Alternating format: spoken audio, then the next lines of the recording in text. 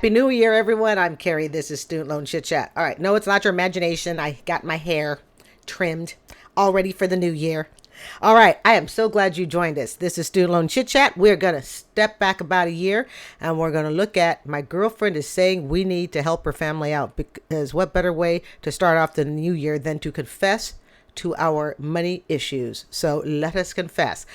Thank you for joining me. I'm going to take this on down. I hope your Monday is awesome. I feel so lazy. I just feel so lazy on the first day of the year. All right, here we go. Let's go to San Diego, California now, where Mark is on. I have the sun coming through my window. I got the shades up. I'll try to, hopefully it's not too annoying with the sunbeam, so it just have to live with it. So I hope it's not too bad. The line. Mark, how can we help? Hi, Mark. Hey, how you guys doing? We're having a blast. What's up? Hey, so yeah, I've been dating this girl for about 9 months, and we kind of started talking about finances and money.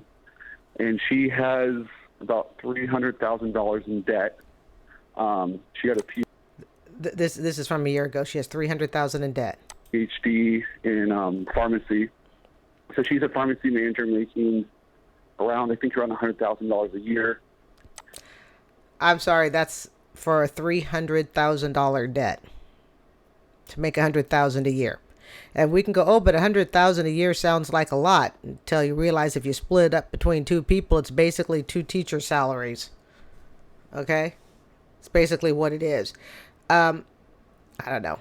I just, so many people with PhDs in today's day and age, it just seems like the PhD doesn't hold the value that it used to hold as far as the debt to income potential value. Just my thought. And my parents have PhDs, all right? And but they got it when PhDs really paid off. And that was kind of a shock to me, because I have no debt, I have good credit score, I have an emergency fund, I have enough money to actually purchase a home right now if I want to. I have a thriving business. And when we talked about it, I kind of said, okay, well, if in the future, because we're not going to share expenses or finances until we're married, I would be happy to support the household when we're married, while you're having your income mostly go to the debt, so we can kind of... Actually, her income wouldn't mostly go to debt. Her income would go to the debt, because no matter how you divvy it up, this is just kind of the way I see it. No matter how you divvy it up, it's a pool of income, period. Okay. It's not really, well, you just pay for that debt and I'll pay for this debt. When you pool your money, we're all paying for it. Okay. So your entire debt, your entire income is going to go towards paying the debt.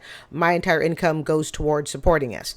There really isn't, it's kind of like, I look at it like this. It's kind of like, when you have kids, okay? If I marry someone with kids, it's impossible for me to say, well, I'm just going to pay for my stuff and your stuff because you can support the kids separately. I've never understood that logic. When people say, well, I can support my kids just fine. He or she doesn't need to do anything to support them. Yeah, they do. Okay, because you join as one, and I've said it before, I'm not going to go out to eat and say, well, I'll pay for your meal and my meal, but you pay for the kids separately. I mean, that's just silly. So there really is no such thing as, splitting the income. Once you're a household, it is a pool of money, period. Kind of work on it together. And that seemed like a good plan. And then a couple weeks later, she kind of brought up, the understanding of like, oh, I have a brother that's special needs that, might need financial assistance in the future. Even though her parents are taking care of him right now. So I'm trying to figure out, okay, what would my responsibility be? And then she kind of said, there might even be a chance that we might need to take care of my mom hypothetically, but probably not in the future financially. And I'm getting concerned because I feel like the expectations are quick. You're getting concerned?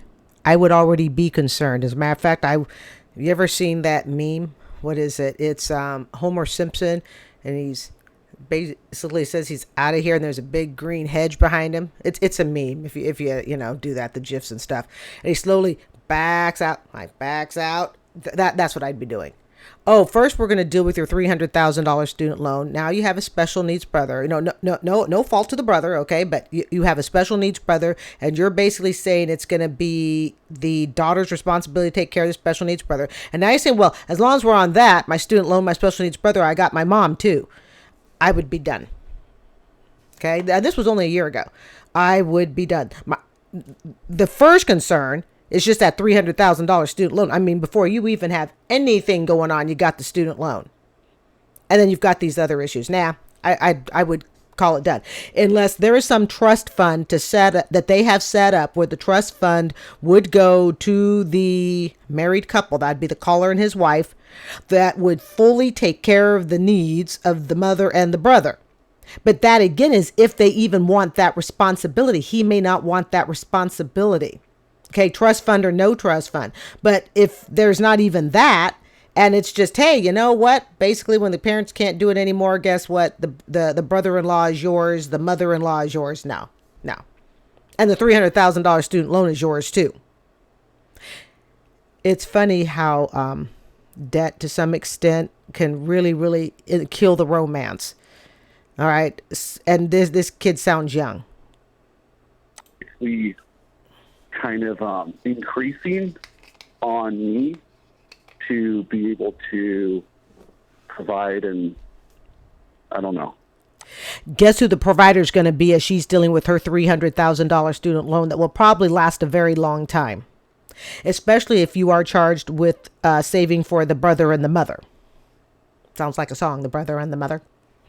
It's going to all be on the guy. It's going to be on this caller. What is this caller's name? Mark in San Diego. It's going to be on him. Forget it. And I'm like, it's causing anxiety for me in a relationship, basically. No question. When you marry somebody, you marry their family too. Yeah. Right? And so... And when you divorce somebody, okay, in this particular case, this could be a cause for divorce. You are not expected to take care of the extended family. That's just at the expense of your own needs. That's not right. That could I could see that definitely causing divorce, even if you've married and you didn't know it, and then it came down to, oh, now you've got to take care of this person, now you got to take care of that person, and it's going to come at your own expense. Okay, that to me would be a cause for divorce. I don't think it's out of bounds at all to take care of an aging parent. I don't think it's out of bounds at all to have a plan to take care of a special needs brother and sister. I think that's beautiful. Yeah, I agree that's beautiful too, but where's the plan? Beautiful. What you have to ask yourself is knowing that loving her comes with also helping support family. Mm-hmm. Is that a life you want to buy into? That's the choice.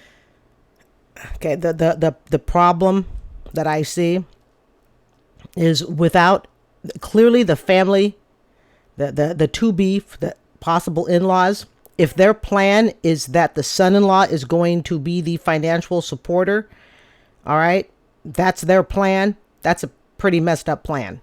And I wouldn't touch it with a 10-foot pole. Sure, aging parents, I understand that. I get it. I even get the special needs brother. But if the plan of the family is daughter, whoever you marry, that's our retirement plan, there's a problem. Here, don't overcomplicate it. Okay. In fact, I think it's beautiful that she is that articulate up front. Of course, she's articulate up front. She needs someone to get rid of that $300,000 student loan bill. Really? Yeah. I read that a little differently. Okay. Did you read it differently than that, Mark? Did it feel presumptuous out of nowhere, or did you feel like it was an extension like John's saying? I could be reading it wrong. I don't know. I mean, Okay, hold Yeah, on. you do. Hang on. We're gonna dig into I want to this. dig into this one. Yeah. Hang on the line, Mark. We're going to go to a break here. I'm going to put you on hold, Yeah. and when we get back. I could be wrong. Because there's some onions here. No. No, I might be. I just wonder if he doesn't feel like, whoa, that was a little fast when you came at me with mom and the brother and John. That's how I feel. I agree with Kid. Okay, John is kind of like, hold hands and walking into Never Land. Okay, going, oh well, this is wonderful. Take care of the aging parents, take care of the brother. Okay, my question: who's supposed to pay for all that, and at what cost? To what is this guy's name? What is the caller's name? I can't remember the caller's name. Okay. At what cost to this caller is this going to come at? His retirement cost now becomes who's going to take care of his retirement after he's paid for everybody. There's also something else to consider. And I'll say it now before I forget it. If he takes on, let's just say he goes ahead, he marries this girl. I'd like to know if they got married. And he takes on all this responsibility. If there should ever be a divorce, guess what? Guess who's going to pay for all the people that are dependent on him? He could find himself in that position. And then if he has kids also, hey, you're the breadwinner for the kids. You're the breadwinner for the wife. You're the breadwinner for the brother-in-law, the mother-in-law. All of a sudden, this guy finds very quickly that his whole life is basically being spent and lived to take care of another family at the expense of his own family. I think I applaud the young lady for, the girlfriend for saying, hey, these are the possible conditions. But me, I would run from it. The family shows a lack of planning, and that's the problem that I have. The family shows the in-laws show a lack of planning. I want you to repeat your thought there, and that led us to what is he feeling? But you said, as we were going to break, what did you say? Ultimately, it's not out of bounds for someone to say, hey, I've got a brother with special needs that I anticipate having to take care of down the road. Right. And by the way, I'm hoping that, or might be that one day one of my parents is going to have to come live with us if the other one were to pass away. And the brother's special needs may have to come live with you. And depending upon that type of special needs, he could require care day in, day out. A lot of questions that have to be answered. And again, let us not forget the $300 student loan debt. This girl needs somebody to marry. I'm just calling it like it is. And so I want to have space in our relationship for that because it's probably going to happen. I don't think that's out of bounds at all. In fact, I was saying I like the fact that she's this clear this soon, but something is a little bit off. And I just felt like, Mark, maybe you called us because not to say that she's got any untoward ideas, but it felt like maybe it caught you off guard. And maybe you're like, ooh, how should I react to this? How are you feeling about this? Yeah, I guess it's difficult for me. Is it's kind of like I'm a planner. Like I like to understand the expectation that's put on me. I'm good at like solving problems and minimizing risk. And to me, it's almost like, okay, so like if maybe I should already be starting a fund, for the brother or for, I don't know, her extended family. And this is why she wants to marry you. I'm not saying it's the only reason. She needs a husband. I can almost tell you that her family in some way or another is encouraging her to get married to somebody that can help this family out. That is the wrong reason to get married. I wouldn't get married to her until her student loan was cut down to $100,000. When the student loan is cut down to $100,000 and she proves she can do that on her own, get motivated on her own, okay, then I might consider it. I'm just saying. This to me would not be an attractive situation. And I think the biggest part is, that $300,000 student loan. Who's going to work to pay that off? Actually, she's going to work to pay it off because he's going to pay for everybody else. Her family needs a meal ticket and he's it.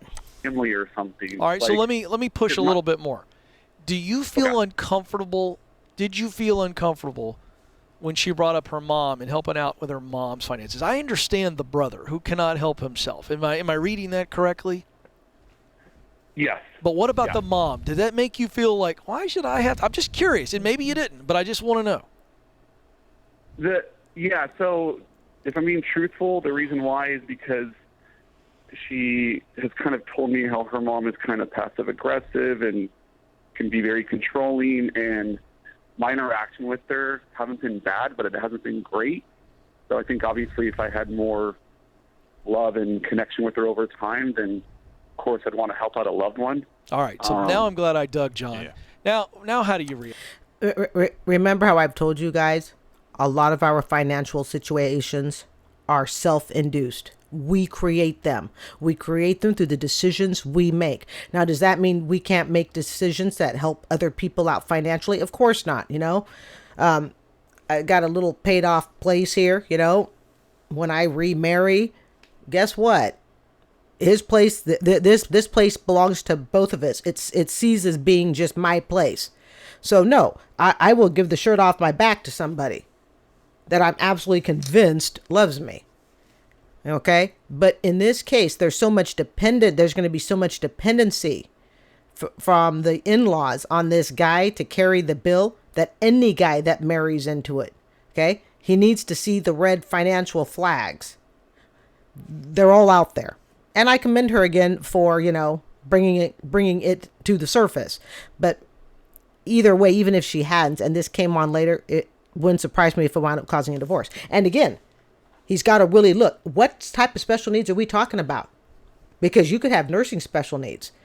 Okay, so it's how many people do you want living under your roof that you're going to pay for? Because all of a sudden, a good salary isn't all that good when you realize you're supporting 2 households, pretty much on your own.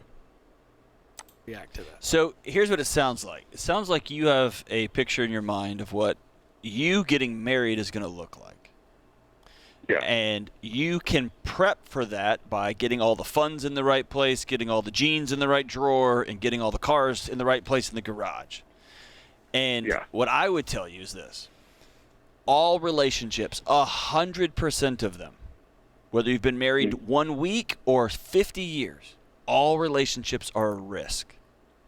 It's true. Yeah. That you open yourself up to somebody could hurt you. And the beauty of a marriage is somebody says, I'm going to open up myself to you fully. Okay, we're on John's little emotional ocean wave here. Just ride it with me, folks. Ride it with me. And you are going to spend the rest of your life loving me. And Or it may turn out that you're not meant for each other for the rest of your life. But in an ideal world, sure. I'm going to do the same back to you. And the scary part about it is it only works if both people jump with both feet. We get a lot of flack here for telling people to share bank accounts, to talk every week about their schedules and things like that. No, I got to be me, bro. Dude, it's not going to work. You both got to be all in. And that means you have to say, I'm going to plan, I'm going to dream, but we're going to plan and dream together. And the best plans or dreams together don't always work out. And that is a skill set that you don't have, and that's okay. Very few people have that going into marriage.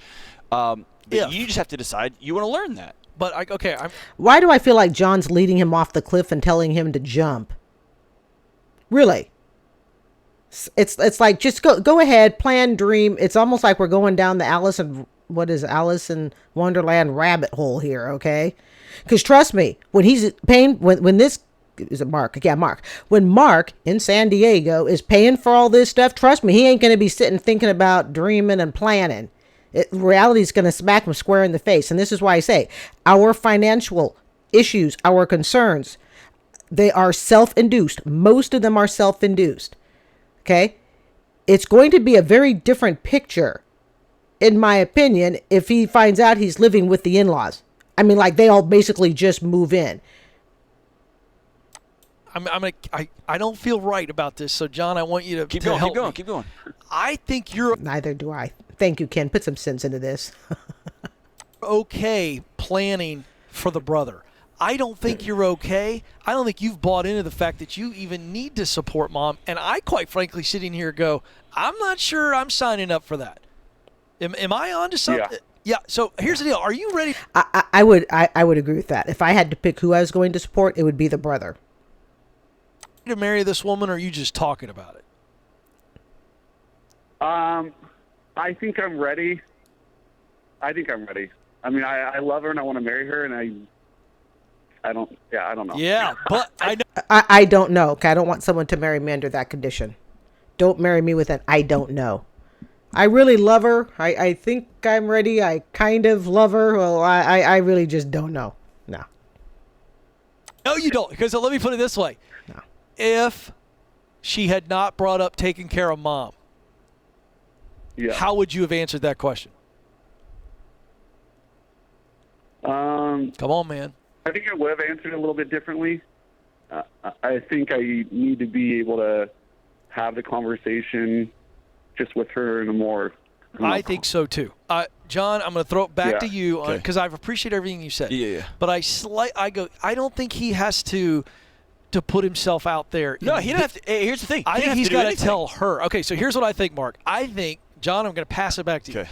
I would like to see him sit down with her and go, okay, here's what I'm feeling about this. Yes. I'd like to know your mom's finances. I want to know the whole picture. If we're talking about you're expecting me to maybe help, Yep. I want to know the whole enchilada. What's mama's finance situation? See, that's what I was talking about earlier. Are they coming with anything? Are they coming with anything? I will forgive the brother to some extent, okay? But have they set up a trust for him, for someone to care for him, okay? I will tell you, I saw a documentary, without getting too far off track here, okay?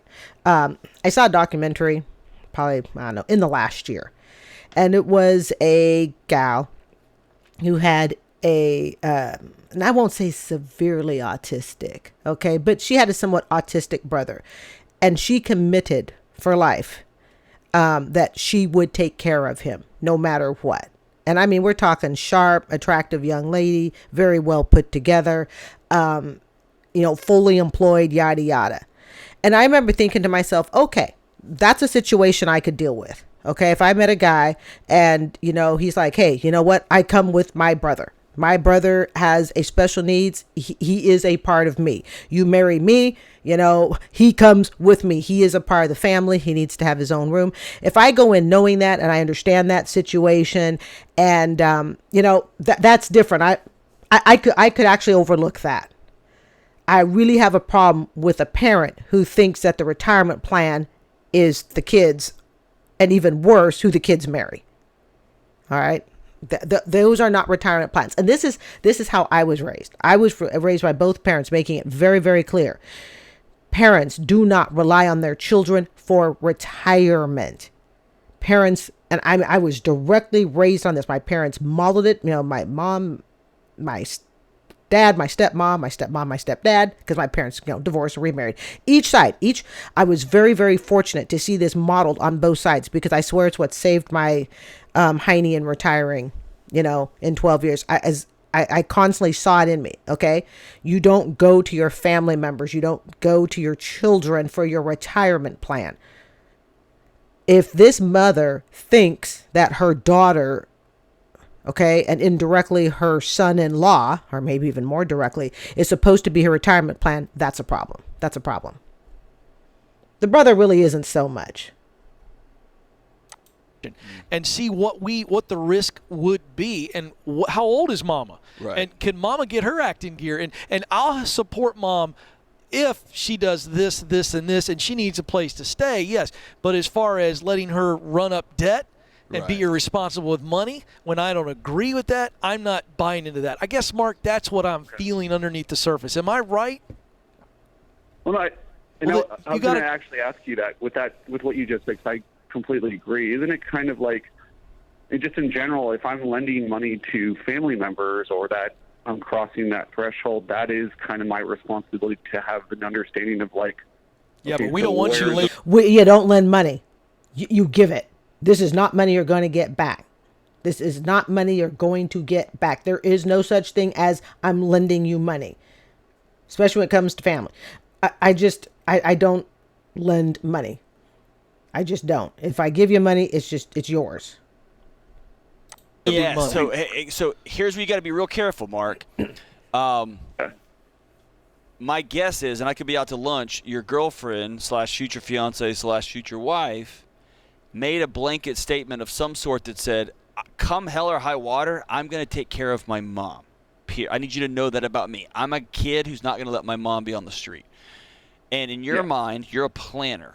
And you went to, okay, well, what's the budget for that going to be? And what's her 401k look like, right? She probably doesn't have one. one. What ends up happening is you have a picture of take care of mom, which is this is a problem to solve. And she has a picture of I'm going to take care of mom, which is a person to love.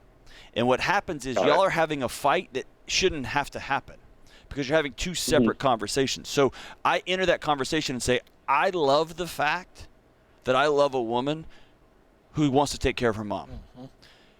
Yeah. In my head, here's what this looks like. I start thinking about how much is this going to cost? Are we going to have space? We have to buy a different house. Are we going to have to move communities? Are we get all those different nuts and bolts? And now you're in a very different conversation, which isn't, are we going to love mom? It is, how are we going to do this? Okay, and what happens if the mother has no assets? What happens if the mother's renting?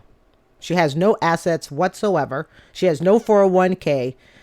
Not saying you're taking on dead weight, so to speak, but she has spent her life, going on cruises and doing her fun stuff.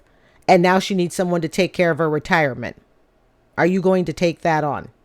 Because let's not forget, he's going to have his own family, most likely at some point. Okay. If he wants kids and stuff.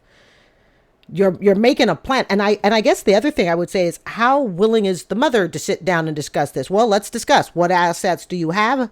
How do we make the family assets work? If it's just, hey, David or Mark, I keep wanting to call him David. If it's just, hey, Mark, you know what? You're going to be the banker on this. Mark's going to find himself in over his head. He's going to find himself over his head. And then God help him, let's say his wife decides she wants to be a stay-at-home mother. Oh yeah, plenty of women with college degrees, unpaid for, student loan debt, right? And she decides, well, I just want to stay home now and raise the kids. So basically, Mark is supposed to be the financial miracle worker. I just see concerns with this, especially if he's not close to this mother. If he's really not close to the mom, a relationship really hasn't been built. It's just what I would look at. And you can say, I am all about loving you, all about honoring your mom. I'm not in the business of loaning people money. Yep. They can live in a room in my house. We can get a mother-in-law suite on top of the garage. Here is a core principle of mine. And if she comes back and says, we're going to loan our money to our family, now you've got a values issue. Right? That's less of a mathematical formula issue or a risk issue. That is no, I loan money. I don't loan money. And now you're talking about future issues in your marriage, which is why you date, right? Is this making sense? And what's the number one reason? One of the number one reasons that people divorce? Money issues. He's going to have money issues, and he doesn't even have his own kid yet, or his own kids yet. Yeah, because I know why she reacted this way, because out of a moment of emotion, she said, I know that you're big on not loaning money. So she is aware of my general values and boundaries. All right. I think we have enough of that. Wow. All right, people. Well, I think I kind of wish Dave had been in on this call. This would have been one of those calls I'd like to hear Ramsey's take. I feeling though that Ramsey would have been more with John and said, well, just hold her hand and plan this together. Make sure you combine all your finances. Whereas, maybe I'm a little bit more on the pessimistic side, but I'm just looking at it thinking to myself, I could see him literally becoming the financial money tree. Okay. And it could come at a great cost to him. And we're not just talking in terms of finances, okay? It's about more than just money. It's where the emotion is all invested as well, okay? If he wants his own kids and he's already got a mother-in-law to take care of, a brother, a wife, there are just a lot of questions that I think need to be answered. But if I were him, before he jumps into this marriage, it's easy to say, oh yes, it'll be just fine and I'll take it all on, until you actually get it into the role itself. So like I said, I would take on somebody, if I really love somebody, they had, one special needs, family member. And again, it would depend on those special needs. We're not all equipped to deal with all types of special needs. Okay. Some people are able to deal with more severe special needs than others, but that could only be determined by the couple. So anyways, all right. We are going to do an after chat today. Yay. All right, people. After chat. I don't know if you've heard about it, but Walmart is now, I guess they teamed up with Afterpay, where you get to pay in full. I'm going to change screens here just a second. So hold on here. I'm just going to move this. Hold on here just a second.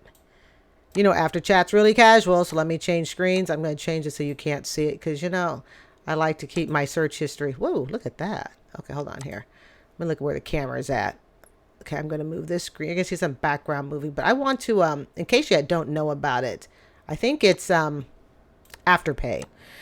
that Walmart has teamed up with here. So hold on here. Walmart teams with Afterpay. You know, After-Chat's really casual. So for those who want to stick around for it, please stick around. And if you choose not to stick around, well, I thank you for staying for the main course at least. Okay.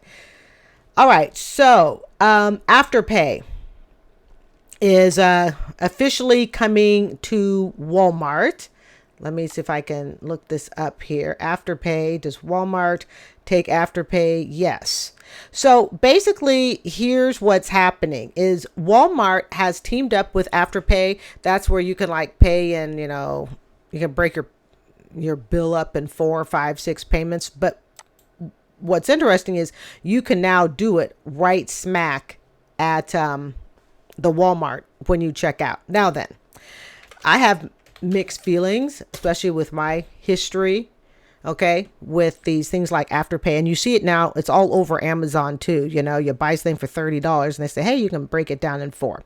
Here's something I want you to consider, especially for those. Yeah, it says, yes, you can order. Let me move this screen into the visual, into the camera. Okay, I'm going to move me out here for just a minute. All right, here it is. Okay, yeah, Afterpay. You can order from Walmart with Afterpay. Here I am. Okay. I'm just kind of looking down here. And this is actually pretty recent, but they now have it where you can check out and just use it.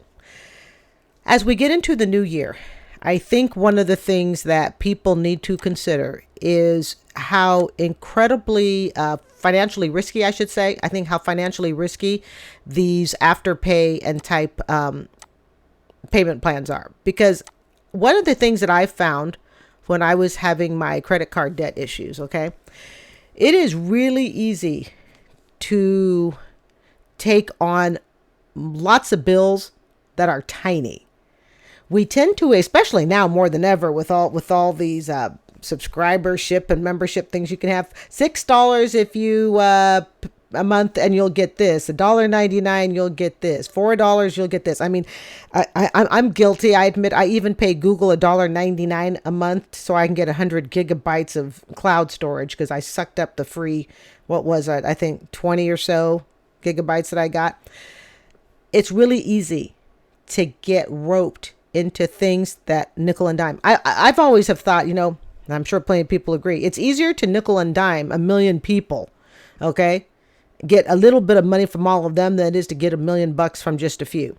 So guess what our lovely market economy does now? We nickel and dime people to death. And if you're not careful, especially with things like Walmart Afterpay, when we're talking groceries, you're telling me that people are now buying this. And we know what's happening because the economy is not great. People are buying this stuff. They're going, okay, I can go and buy $100 worth of groceries. I can just divide it up in 4. All right. And even though I don't think they do credit scores or checks or anything like that, but I do believe they can issue late fees, penalties. Some of them do, some of them don't. I know there's Afterpay, there's Affirm, there's a few others that allow you to do that. And they're usually begging me to sign up with them and I refuse to do it. But one of the things as we go into the new year that people I think really need to be careful about, and I'm guilty of it myself, and I'm going to be sitting down before school starts. Because school starts up again in Tampa, obviously not today because it's the new year, but it starts up next Monday.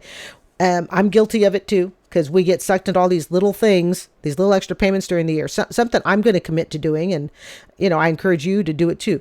Go through every little subscription you have, from the 99-cent to the $1.99 to the $3.99 a month to the $6 to the $10 to the $13 a month subscriptions that you have. Kick out those you really aren't using. But before you kick them out, add up how much you're actually paying per month.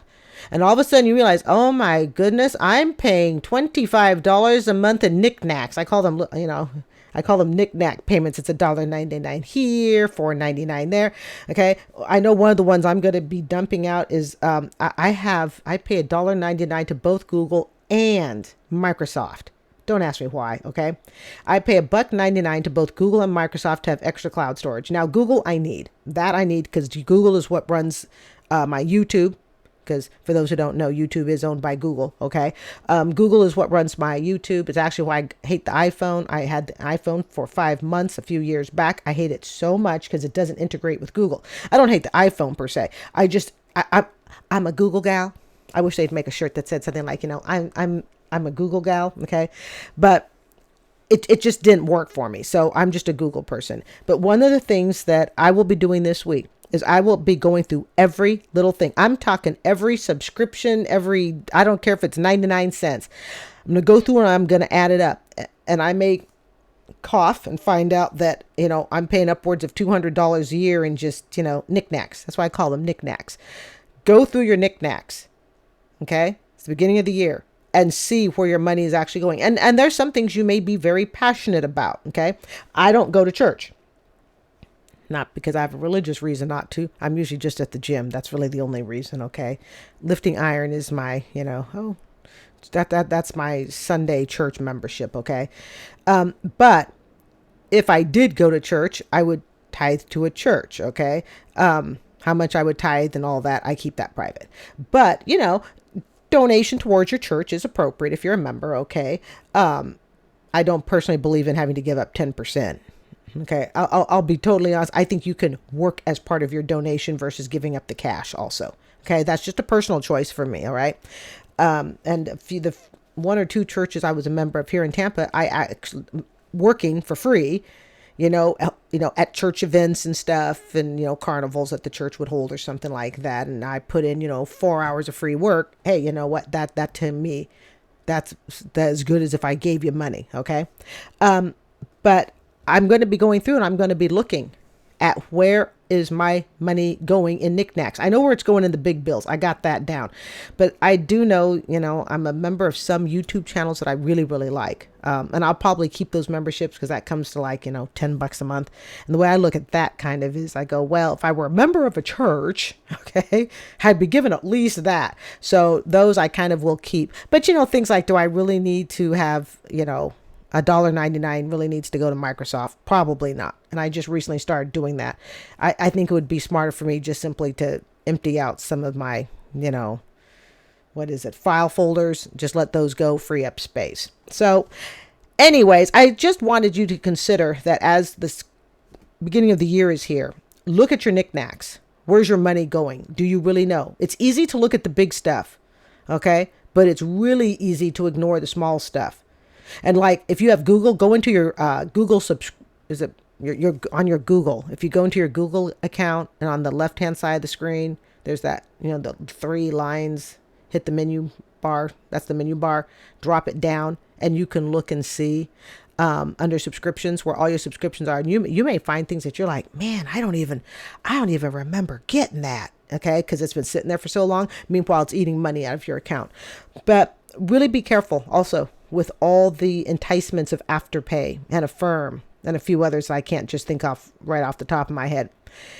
It's really easy to get off of budget. Oh, it's $100. I'll just pay in $20. That's for that shop. And then you go purchase something else at another store. Oh, well, that's $50. I'll just pay another $5. There's another $10. Okay. And before you know it, you've not only racked up, let's just hypothetically say $300 worth of debt. All right. Cumulative. You're also now out, I don't know, another $75 a month that could have gone to pay your electric bill. I also think that oftentimes those Afterpays and stuff, they really aren't used for necessities. I could be wrong, but I'm willing to bet that I'm right. I think a lot of that stuff is for impulse and fun purchases. That's another issue I have with it. Okay. I don't think, and I could be wrong. I have nothing to back up this comment, but if I had to take a bet, I would say that the majority of that type of stuff is used for frivolous stuff. It's used for wants, not needs. So before you use it, is it a want or a need? And if it is a need and you're having to use Afterpay, well, how are you going to fulfill that need in the future? How are you going to fulfill it? Somebody goes, oh, well, I'll use Afterpay for this needed item. What happens when you don't have the money in the future? So always remember, these type of things are not for your benefit. It's sold as though it's for your benefit. Hey, you know what? It's really easy. Just make these payments in 4. It's sold for your benefit. But really, it's making a whole lot of money for somebody else. Okay. And that's what you need to remember.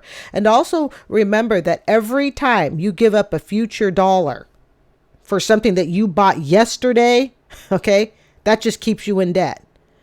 Don't use, if you can possibly help it, don't use tomorrow's dollars to buy, to purchase, where you're going to be paying it off from yesterday's stuff. That's the one thing I love about not having credit card debt anymore. Okay. Is what I buy now, I pay for now. It's not paying for stuff that I purchased, month ago, 6 months ago. It's why, by the way, I also stay away from, and you'll see a lot this time of year. You see it year round, but I think I discussed it before. It's like furniture stores and stuff that say, hey, purchase now and make no payment. Now we're going to hear make no payment till 2026. Well, I guarantee it to you when 2026 comes around, there's going to be something that you want to buy. Okay. And you're not going to be wanting to sit around paying for that 2-year-old couch that the dog hair is now, absorbed itself into. And you're like, I'm ready to ditch it. But nope, you haven't even started making a payment on it. So think about that. Okay. Stay away from those temptations for the new year. Okay. Oh, and if you haven't thought about it, also don't forget, do things like check your smoke detector. Yeah, I know. Don't forget all your kitchen sponges. I change my sponge out every 2 weeks. Make sure you've changed out your kitchen sponge. If you haven't got a new toothbrush head on that toothbrush yet, you probably should. See, the beginning of the year is a great time to start with a clean slate. Okay. Those of you who have those air purifiers, if you haven't changed that filter, you really should change that filter. I change my filter every quarter. All right. But sometimes I find when you start in January, it's really easy to remember when you did something because you started in the month of January. All right, folks, be careful shopping out there. It's a dangerous world. Okay. You gotta be one step smarter than the people who want to take your money. All right. I'm Carrie. This is Student Loan Chit-Chat. I would like to thank you for joining me for this little after chat. I hope you will consider subscribing and you have yourself an awesome Monday. Happy New Year's.